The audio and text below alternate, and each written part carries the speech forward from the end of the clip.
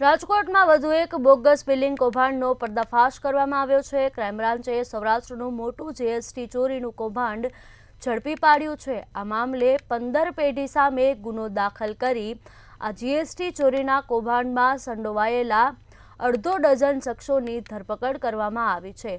ભગવતીપરામાં Parmar enterprise નામની પેઢી ખોલીને બનાવટી ભાડા કરાર કરીને આ પેઢીના સંચાલકે રાજકોટ, સૌરાષ્ટ્ર અને ગુજરાતની અલગ અલગ 15 પેઢી સાથે ખોટા આર્થિક વ્યવહારો બતાવી સરકાર સાથે ₹61.38 લાખની છેતરપિંડી કરી હોવાનો ખુલાસો થયો છે। આ મામલે ક્રાઇમ બ્રાન્ચના આર્થિક ગુના નિવારણ શાખાની ટીમે તપાસ કરી પરમાર એન્ટરપ્રાઇઝ નામની પેઢીના સંચાલક સહિતના તમામ સામે કાર્યવાહી કરી છે।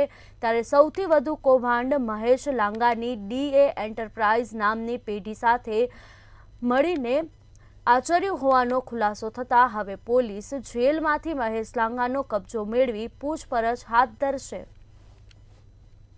फिर सीजीएसटी ने अपनी ओर से भी इन्वेस्टिगेशन करके हमको इसकी एफआईआर दी और एफआईआर के बेसिस पे 14 अलग अलग जगहों पे पूरी तफ्तीश के लिए टीम्स को भेजा गया था।